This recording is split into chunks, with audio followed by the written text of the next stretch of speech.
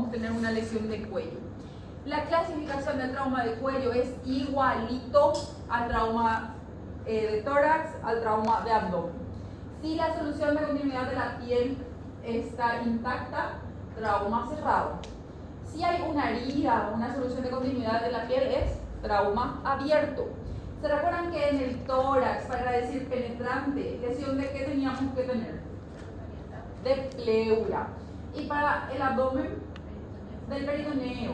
Y en el cuello, para decir que es una lesión penetrante, tenemos que tener lesión del músculo platisma. En el cuello no tenemos nosotros pleura, no tenemos una capita finita transparente. Entonces esta capita finita, que no está tan transparente, sino rojita, es el músculo platisma. Entonces, podemos tener trauma cerrado por una contusión, donde generalmente vamos a tener más hematomas, y podemos también tener fractura de laringe. En los traumas abiertos, que llegan a ser penetrantes, podemos tener por arma blanca y por arma de fuego. Mayoritariamente son arma blanca. Cuando nosotros pensamos en trauma penetrante, en trauma abierto, lo primero que siempre tienen que descartar es lesión vascular, porque la vía aérea nosotros rápidamente vamos a poder encontrar la alteración y solucionar. Pero lo que siempre nos olvidamos es que la arteria carótida le irriga al cerebro. Bueno, ¿cuál de las carótidas? ¿La externa o la interna? La interna. Entonces, si la interna está comprometida, yo voy a poder tener inclusive isquemia cerebral, lo que va a hacer que el paciente quede en un estado vegetativo, en el peor de los pronósticos. Entonces, tenemos que actuar de forma rápida en los accidentes por trauma abierto. Entonces, ¿cuáles son las lesiones que podemos encontrar en trauma? Todo el contenido del cuello. Podemos tener lesiones vasculares, y cuando hablamos de lesiones vasculares podemos tener laceraciones, y mucho cuidado con las laceraciones porque no son lesiones completas, sino que son lesiones en una capa de la arteria o en una capa de la vena, y en un tiempo más adelante, generalmente mayor a 15 días después del evento del trauma, el paciente puede presentar un pseudoaneurisma, y el pseudoaneurisma también se puede perforar. Podemos tener trombos cuando tenemos, por ejemplo, por trauma cerrado y sobre todo por presión. Ese es el momento en donde se forman los trombos, y por ende también podemos tener alteraciones a nivel del cráneo encefálico por la movilización del trombo. También podemos tener fístulas arteriovenosas, y dentro de las lesiones vasculares tenemos también las secciones, que quiere decir ya un corte. El corte puede ser parcial o puede ser total. Con respecto a las vías aéreas, lo más frecuente son las fracturas laríngeas, y el segundo en frecuencia generalmente es el trauma a nivel del cartílago cricoides. Todo lo que sea cartílago tiene mayor posibilidad de tener una lesión. Las lesiones digestivas podemos tener esofágica y faríngea. Daños neurológicos podemos tener medular por una lesión cervical, y también podemos tener a nivel periférico. ¿Por qué? Porque acabamos de decir hace minutos atrás el tema de que si tengo una lesión en donde nace el plexo braquial, yo voy a tener daño periférico. El paciente va a tener hormigueo continuo, va a tener déficit sensitivo, va a tener déficit motor. Y por último, fracturas óseas, cartílago tiroides y también cartílago cricoides. Como hablamos de trauma, siempre nos guiamos por el algoritmo del ATLS. Entonces, en la A, nosotros evaluamos el cuello, porque dijimos que la A era fascie y cuello. Cuando acá entonces lo que vamos a tener mayor alteraciones. ¿Por qué les dije que dejamos por el último y asociamos los tratamientos? Porque cuando nosotros tenemos una quemadura de fascie, ¿cuál es nuestro tratamiento? Si tengo una quemadura de cara, ¿cuál es el tratamiento? Intubar, permeabilizar la vía aérea. Si en la A de ustedes vieron una alteración en cuello, permeabilizar la vía aérea. Lo primero que van a hacer es tratar de intubarle al paciente. No pueden intubar al paciente crico, pero vía aérea permeable.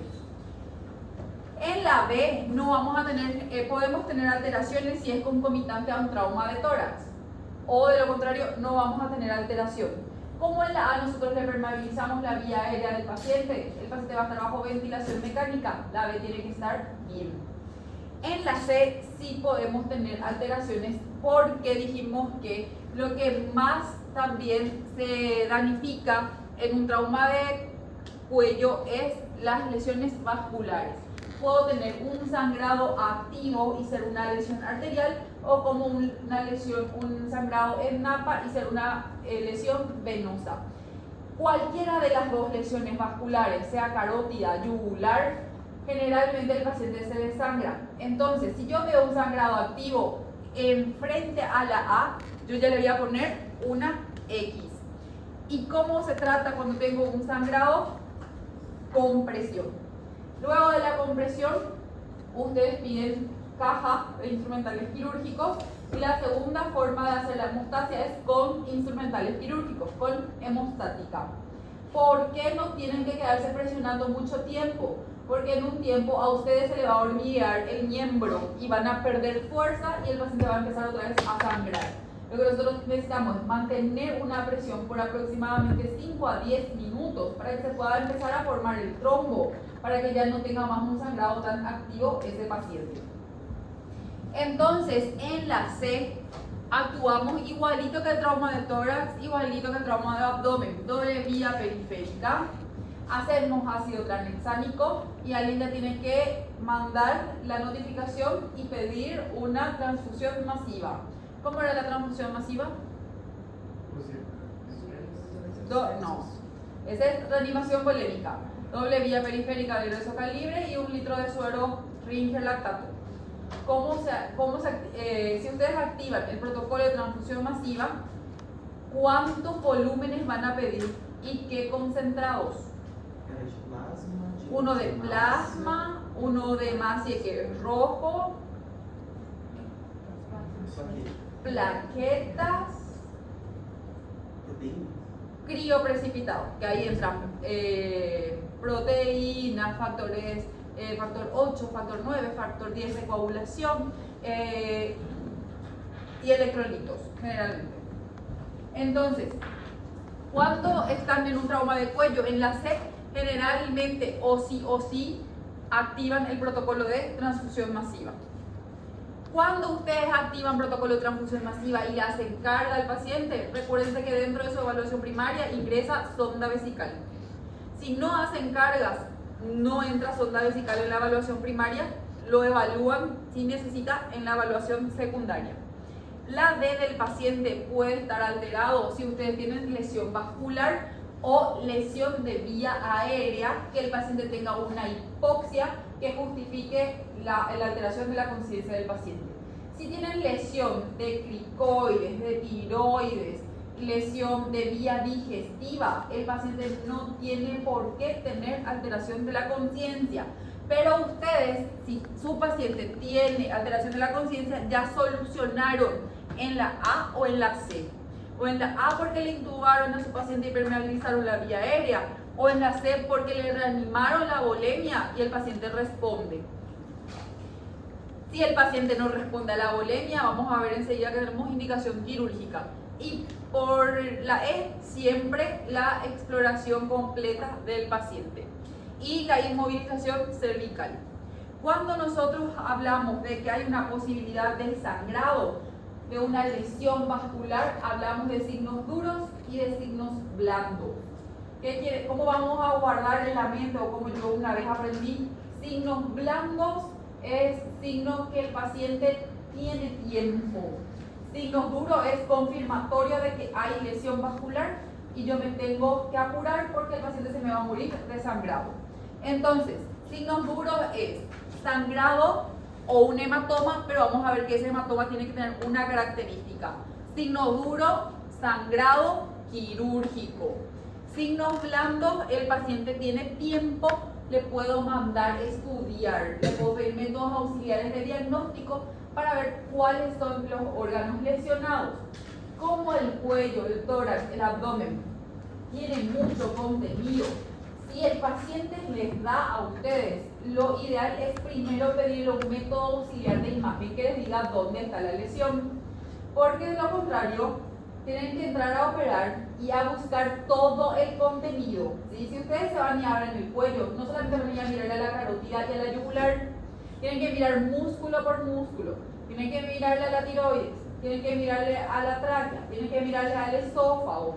Entonces, son muchas estructuras vasculares que se puede inclusive, porque somos humanos, pasarnos de alto a alguna lesión a más. Cuando hablamos de estudios complementarios, generalmente hablamos de la tomografía. Como dijimos que la mayor probabilidad es lesión vascular, que tenemos bilateral, entonces la angiotac o la tomografía contrastada es el método auxiliar que más nos va a ayudar y que debemos optar. Por eso, ¿cómo se hace la tomografía contrastada? ¿Cómo se hace? ¿Usted ya pasó el diagnóstico? ¿Sí? ¿Cómo se hace la tomografía contrastada? Faz contraste, faz a tomo, não, espera 5 minutos mesmo, aí a tomo de novo. ¿Cómo se pasa el contraste? Endovenoso. ¿Tiene un tiempo o no? Sí. Tiene un tiempo de inyección del contraste para que pueda ser cuando el paciente está en sistolia o en diástole, para que podamos tener tinción de arteria, tinción de vena. Por eso es que este es el método auxiliar del diagnóstico gold estándar para lesiones vasculares.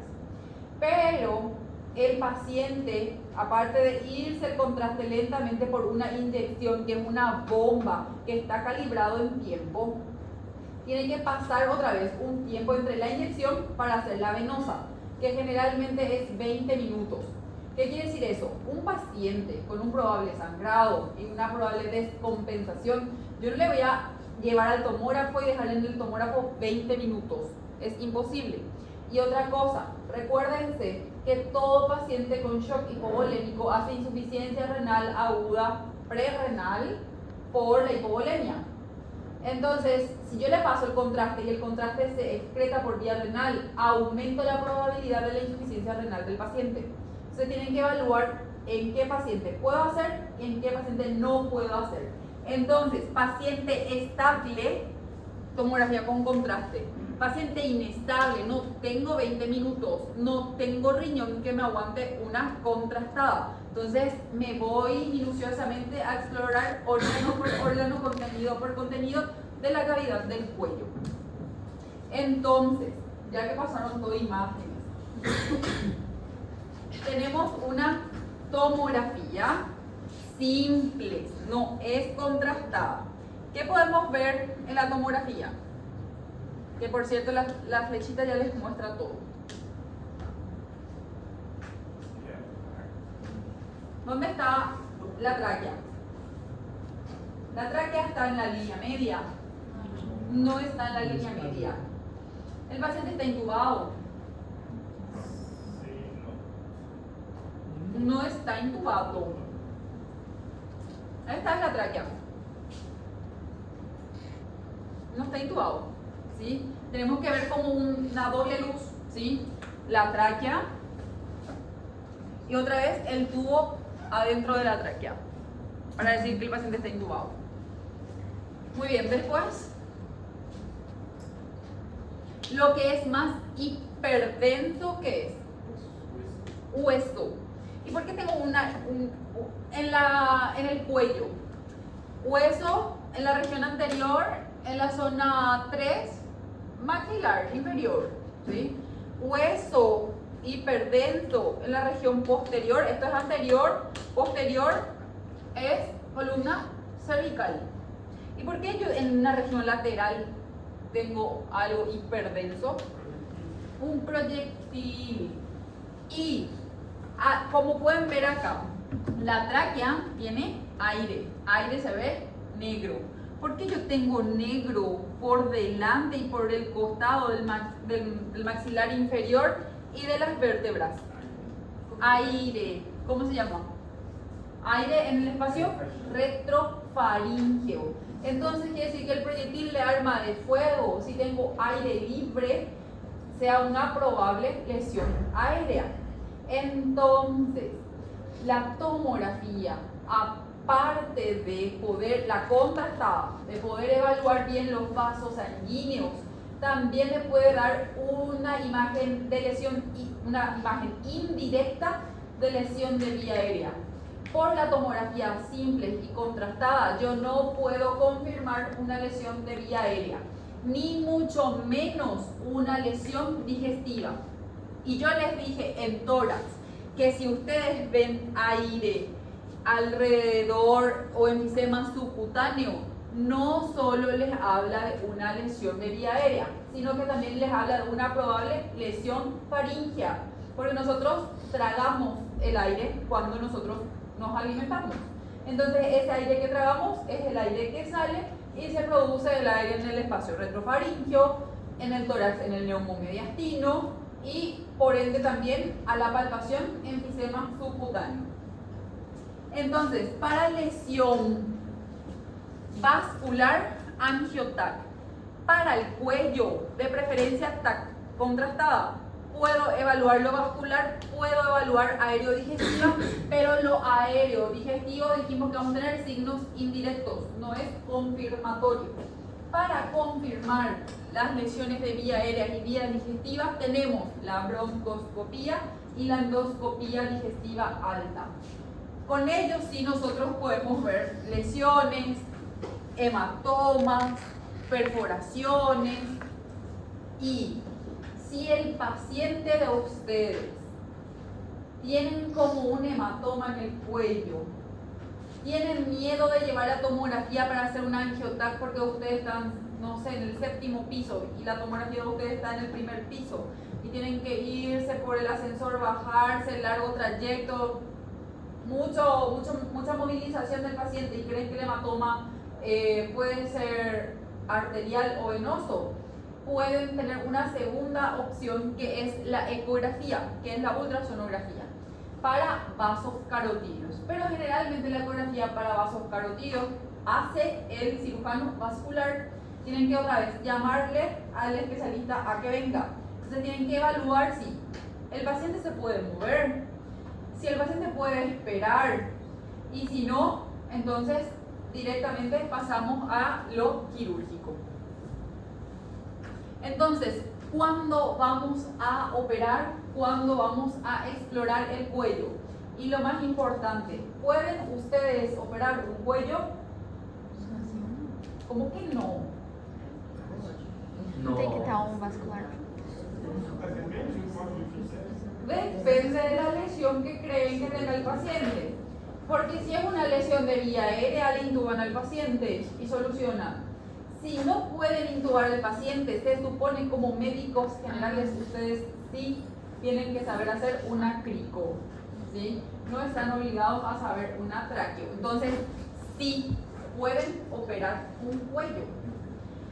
Bueno, entonces, si ustedes tienen una hemorragia activa a chorro, ustedes no van a ir a hacer la cervicotomía del paciente, pero ustedes van a comprimir. Si su cirujano, hace rato me dijo un doctor, y si yo estoy, no sé, allá en la punta del nordeste, en donde no tengo ni jeringa, no tengo nada, y el cirujano vascular está a 6 horas en el avión, entonces, ahí lo que ustedes hacen es anatomía en la mente de ustedes. ¿Vieron la serie esta de Good Doctor, verdad? Como él se imagina todas las cosas, ¿verdad? Toda la anatomía. Bueno, así mismo van a hacer. Van a tener en cuenta que la arteria o la vena tiene un calibre, tiene un extremo proximal y tiene un extremo distal. Entonces, lo que van a hacer es, donde ustedes comprimieron, van a pedirle a otra persona que comprima el extremo proximal y que comprima el extremo distal. Y ustedes van a soltar. Tiene que parar el sangrado. ¿Por qué te reís? ¿Qué no entendiste? ¿Quién no entendió? Todavía no te voy a explicar todo. Bueno. ¿Qué pasó? ¿Ah? No entendiste. Él no terminó ainda. No terminé todavía de explicar. Bueno. Entonces, esta es tu arteria o tu vena. Acá en el medio está sangrando. Activamente. vos vas a presionar. Vas a pedirle a tu colega que venga y va a presionar lejos del lugar donde vos estás presionando. Proximal y distal. Cuando la persona comprime con sus dos manos, tiene que parar acá, porque ambos flujos vos estás haciendo parar. Entonces vos quitas tu mano y paró el sangrado. Ahí le decís que primero quita el extremo proximal y vos ves si sangra. Si sangra, entonces ese es el lugar donde vas a agarrar una pinza hemostática y vas a presionar. Tiene que parar el sangrado, porque ya vas a ver uno de los extremos del vaso sanguíneo. Ahí le decís que desocluya el extremo distal y ves si sangra o si no sangra. Generalmente, dependiendo si es arteria, siempre va a volver a sangrar. Si es vena, probablemente no sangre. Entonces, suponiendo que sea arteria, va a empezar a sangrar. ¿Dónde ves que sangra? Otra vez, otra hemostática.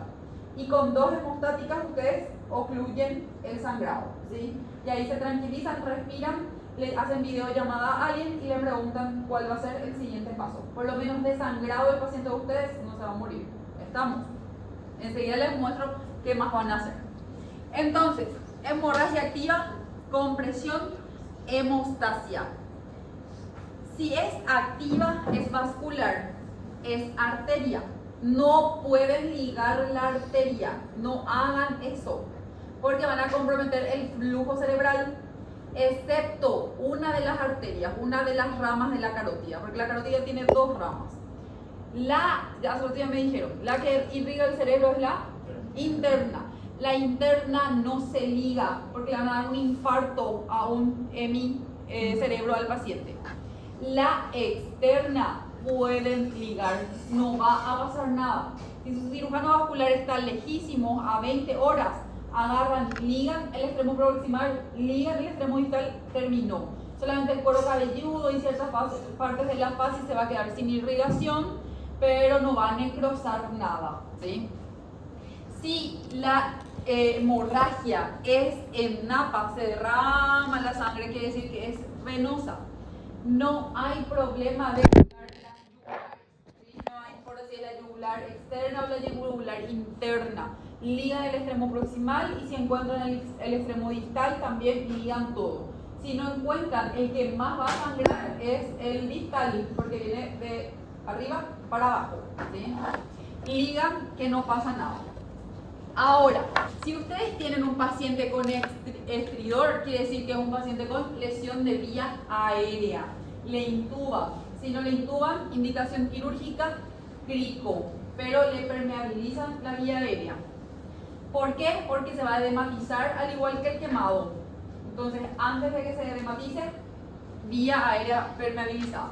Si ustedes tienen un paciente con un trauma cerrado de cuello, tienen un hematoma, palpan el hematoma y sienten como el pulso y como si fuera que el hematoma va creciendo, eso se llama hematoma expansivo.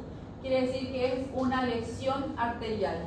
También tienen que entrar a operar. Exploración inmediata si hay signos duros, que les dije hace rato. Signos duros, lesión vascular o sí, confirmatorio, entran y operan. Y conducta expectante si hay signos blancos. Entonces, ¿cuáles lo que son los signos duros y los signos blandos? Blandos es sospecha de lesión vascular, que haya un hematoma no pulsátil, que el paciente sienta un hormigueo en el miembro superior, que haya pulso palpable, porque dijimos que inclusive la subclavia también puede estar comprometida. Signos duros, certeza de lesión vascular. Paciente con un hematoma expansible, ¿sí? Va creciendo. Vos le mirás, le marcás como la celulitis y en media hora está como un tumor enorme y les va a desplazar la tráquea. Por eso, hematoma en cuello es permeabilización de la vía aérea. Si hay una hemorragia activa pulsátil, lesión vascular sí o sí. Si le palpan el pulso, no tienen pulso, hay una lesión vascular proximal. También hay que entrar a explorar. Si el paciente está con el miembro frío, pálido, lesión vascular, entrar a explorar. Y si tiene un hematoma en cuello, trauma cerrado, aparte de no ser expansivo, ustedes van a agarrar su estetoscopio y van a poner en el hematoma. Si ustedes escuchan un soplo, quiere decir que es una lesión vascular. O si escuchan como un ron a la palpación, sienten como el ronroneo del gato, así dice el cuello del paciente, lesión vascular, ese paciente está sangrando. Entonces, soplo, frémito, hematoma expansivo, pulsátil, hemorragia activa, signos duros, lesión vascular, hay que entrar, hay que operar. El cerebro se puede quedar sin irrigación arterial, puede haber una hipoxia y el paciente se va a quedar en estado vegetativo. ¿Cuáles son los tipos de abordajes quirúrgicos que tenemos? Muchísimos, pero los dos que más se utilizan son la incisión cervical anterior baja de tipo kosher, que es la incisión para también acceder a la tiroides, que es una incisión en collar, ¿sí? Entonces hacen como una U desde los externos cleidomastoideo, laterales a derecha a izquierda, bien por arriba de la clavícula. Y el otro que más utilizamos es la oblicua. ¿Por qué? Porque la oblicua también nos permite ver todo, nos permite ver arteria, nos permite ver vena, nos permite ver la tráquea, nos permite ver el esófago, hasta nos permite ver la arteria vertebral, que también puede estar comprometida en un trauma de cuello. Entonces, si el paciente tiene una lesión de vía aérea, ¿qué van a hacer? Le van a intubar. ¿No consideran intubar? Crico. Eso es como médicos generales. Si tienen un paciente que tiene una lesión vascular, tienen que hacer control de la hemostasia. Si es la arteria carótida interna, están obligados a saber hacer una reparación transitoria. ¿Qué quiere decir esto? Hacer que el cerebro del paciente tenga flujo sanguíneo y cuando pueda el vascular venir, solucionar el problema. ¿Cómo eso se hace? Con un shunt. Un shunt es un bypass. Enseguida les muestro cómo se hace. Si ustedes tienen un paciente con una probable lesión esofágica, porque tienen enfisema subcutáneo, porque tienen neumomediastino en la radiografía o en la tomografía de tórax, a ese paciente no le van a poder hacer nada. No van a entrar a solucionar el esófago, porque el esófago es posterior a la tráquea. Entonces, pensamos así. Hasta que el paciente se traslade, hasta que el cirujano venga a operar el paciente tiene neumomediastino. El paciente traga su saliva, el líquido gástrico también puede refluir y eso se va al mediastino. Entonces le va a dar al paciente una mediastinitis. Y dijimos en la clase de tórax que mediastinitis es una infección grave, muy mortal, porque los antibióticos generalmente no llegan porque es una zona avascular. Pero igual voy a tratar de salvarle al paciente y voy a hacer antibiótico empírico. ¿Cuáles van a ser esos antibióticos? De amplio espectro. Un carbapenémico. ¿Cuál puede ser un carbapenémico? Meropenem. ¿Otro? Imipenem. También. Y después, no carbapenémico. Siempre el carbapenémico va con algo asociado, porque el carbapenémico no cubre todo. ¿Ah? Na dúvida, se é a terceira. Não sei lá, inibidor de... Vancomicina, ¿sí? El meropenem, el imipenem generalmente nunca van solos, siempre va imipenem, vancomicina, meropenem, vancomicina. Entonces, antibiótico empírico de amplio espectro para el esófago. La tráquea, vía aérea. Broncoscopía. Con la broncoscopía definimos lesión menor a 1.5 centímetros de diámetro de la tráquea, tratamiento conservador. Lesión mayor a 1.5 centímetros del diámetro de la tráquea, reparación quirúrgica, que eso ya va a hacer el cirujano, no lo van a hacer ustedes ya le salvaron con asegurar la vía aérea. Cuando el paciente tiene cualquiera de estas lesiones, siempre hacemos un cuidado postoperatorio en la unidad de cuidados intensivos y hacemos el seguimiento imagenológico. ¿Por qué? Por el probable compromiso de el cerebro para saber si el paciente tiene o no tiene isquemia. Y por las complicaciones también a nivel torácico. Puede hacer una neumonía, puede hacer una neumonitis química. No, todavía no, esperen. Entonces, intubar pacientes tienen que saber hacer. Hacer una crico tienen que saber hacer. Los dos tipos de técnicas para la crico tienen la abierta y tienen la por punción guiada. En trauma actualmente está permitido los dos, pero el equipo para hacer una crico percutánea está a 5 millones. Entonces no tenemos en los hospitales públicos. Vamos a hacer siempre o optar siempre por una crico abierta. Y este es el shunt. Cuando ustedes encontraron el extremo proximal y el extremo distal de su vaso sangrante que está con hemostática, ustedes van a mirar el diámetro del vaso y van a mirar y van a ver cuál es el catéter capaz de entrar por adentro del diámetro del vaso sanguíneo. Generalmente hacemos una tutorización con una sonda. ¿Cuál sonda? ¿Por qué no salen afuera? Así se van a reír. O sea, yo no les obligo a que se queden en mi clase. ¿Viste? Ni su compañero no entiende. ¿Qué? Bueno, espera que. Si me explico todo, termino la explicación y no entendés, te vuelvo a explicar. Van a elegir una sonda. ¿Qué tipo de sonda? Una que sea rígida. Entonces, no la vesical de látex porque no es rígida. Van a optar por la sonda nasogástrica. La sonda nasogástrica es mucho más rígida. Y más, generalmente dejamos la sonda nasogástrica en el congelador. ¿Para qué? Para que sea mucho más rígida. Es más fácil pasar la sonda nasogástrica fría que la sonda nasogástrica a temperatura ambiente. Eso es cosa técnica de enfermería.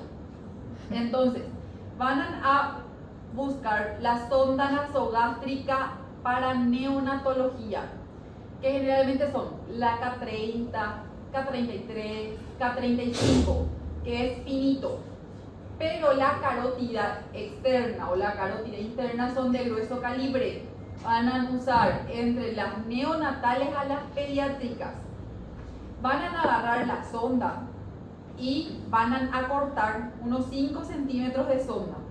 Van a agarrar su hemostática, van a mirar el diámetro del vaso sanguíneo de ustedes y van a tratar de meter la sonda adentro, ¿sí? Entonces van a tener que pinzar lejos de donde inicia la boca del vaso sanguíneo. Una vez que consiguieron introducir un poco más, pueden agarrar con una pinza anatómica la boca del vaso sanguíneo. Ahí le dicen al colega que quite la pinza hemostática. Cuando él quita la pinza hemostática, ustedes introducen más la sonda nasogástrica y empieza a sangrar a través de la sonda nasogástrica. Entonces lo que van a hacer ustedes es pinzar la sonda nasogástrica. Ahí van a agarrar un hilo y van a atar la sonda nasogástrica que está adentro, ¿sí? Atar para fijar la sonda nasogástrica adentro. Cuando fijaron de un lado, ahí van a hacer el mismo procedimiento del otro lado. Van a agarrar con una anatómica la boca del vaso sanguíneo, colocar la sonda. Se retira la hemostática del otro lado y ustedes introducen más su sonda nasogástrica, de modo que quede 1 centímetro, 2 centímetros, 20 milímetros de sonda adentro del vaso sanguíneo. Ahí ustedes atan y a través de la sonda ustedes tienen que ver que pase sangre. Entonces eso quiere decir que es un puente o es una tutorización para que eso dura unas 24 a 48 horas para trasladarle al paciente o que venga el especialista para poder unir otra vez los vasos sanguíneos o agarrar la vena safena y colocar como injerto y hacer un bypass. Eso se llama un shunt transitorio y sí tienen que saber hacer. En el cuello es muy difícil. Nunca vi. ¿Dónde vi que se hace shunt y es frecuente y tienen que saber hacer? En el brazo, en el antebrazo o en el brazo. Porque la indicación del shunt en trauma es que el miembro sea viable, ¿sí? Que no haya daño, en este caso cuello, que no haya daño neurológico. Cuando tenemos corte por amoladora en el brazo, generalmente se lesiona la única arteria del brazo, que es la humeral. Humeral.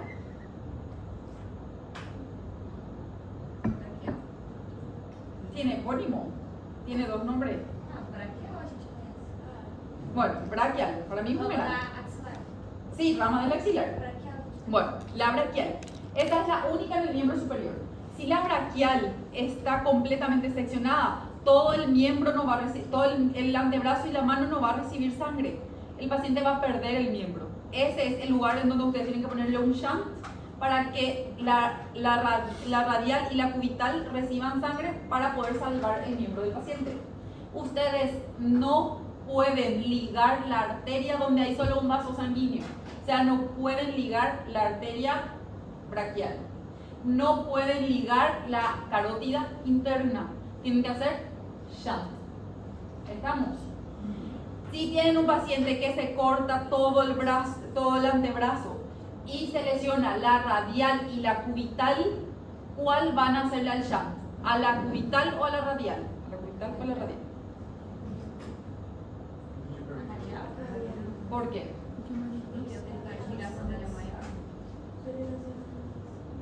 Porque su irrigación es mayor y porque es mayor calibre que la cubital.